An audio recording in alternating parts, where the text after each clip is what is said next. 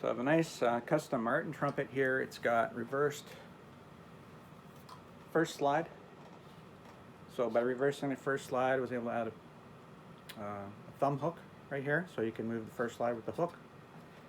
It's got compression as well. You can hear that. You can also get a little pop.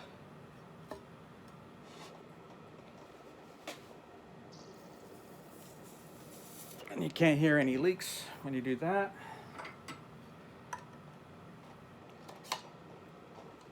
Third slide moves nicely too, and it's got a box stop here.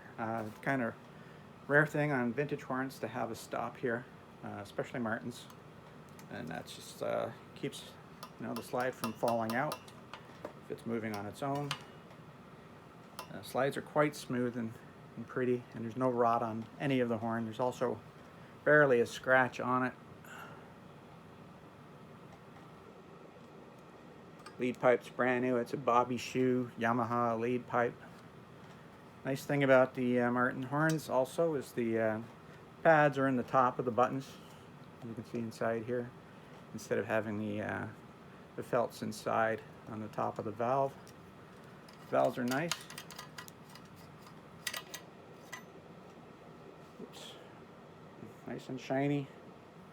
Barely a mark on them, considering it's a very old trumpet. It's got metal guides.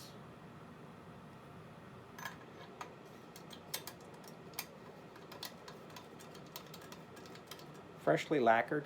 I sold this horn to a fellow once before and actually traded for it to get it back. It was an old Super I traded to the fella to get it back. I've decided I'm just not going to keep it anymore because I have too many horns. There's the bell. You can see the nice engraving on the bell.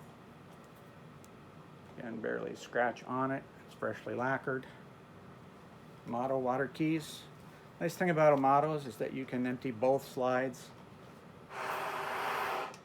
at the same time just by doing that with one hand.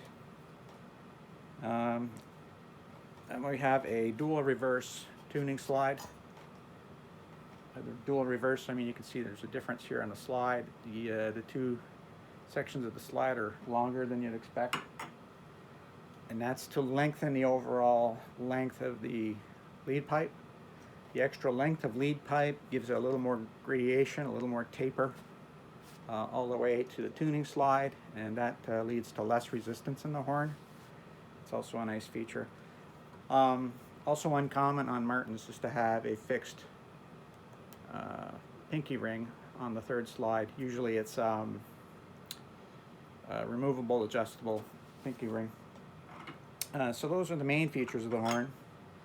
It's also, it was made in the 50s. Well, the parts were made in the 50s and reassembled by myself.